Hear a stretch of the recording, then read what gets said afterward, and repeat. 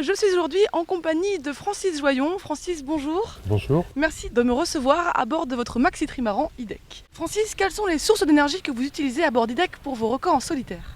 C'est essentiellement éoliennes et panneaux solaires.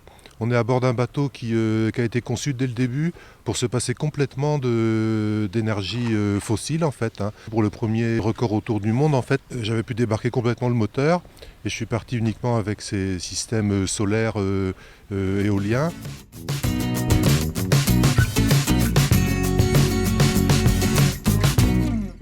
Comment fonctionne un panneau solaire?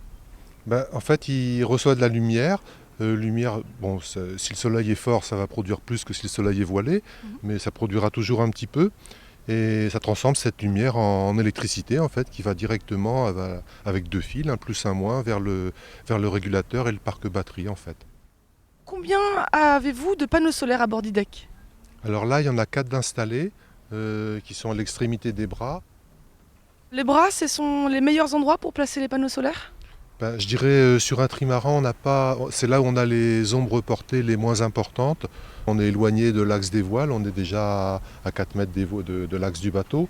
Il y a très peu d'ombres portées, ils sont pratiquement toujours exposés dans cet emplacement. Globalement, l'éolienne va couvrir à peu près 3/4 des besoins d'électricité du bateau et les panneaux solaires 1/4.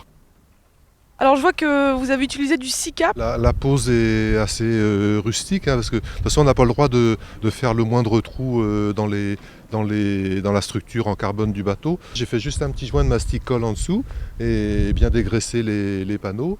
Et donc je les ai positionnés, plaqués sur le pont, et voilà, c'est aussi simple que ça, la pose d'un panneau. La poutre est quand même un petit peu arrondie. Est-ce que le panneau s'est bien mis à la forme de la poutre? Voilà, on appelle ça du panneau semi-flexible en fait. Vous voyez, ça, je sais pas, là on a une petite flexion de 5%, que je crois que les panneaux peuvent tolérer beaucoup plus que ça, les panneaux dits semi-flexibles en fait. Oui, c'est ça, il y a plusieurs sortes de panneaux. Il y a, je dirais, ce qu'on trouve le plus fréquent, qui a une durée de vie, je dirais la meilleure, c'est les panneaux rigides en fait. Le panneau rigide va avoir vraiment une durée de vie de plusieurs années, si ce n'est plusieurs dizaines d'années.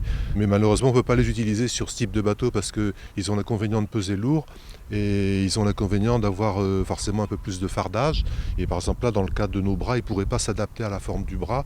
Et donc, on est venu à mettre des panneaux semi-flexibles. Et combien de temps vous pensez garder ces panneaux? C'est des panneaux qui ont une durée de vie, je dirais, sur un bateau normal qui doit être peut-être de au moins 5 ans, j'espère.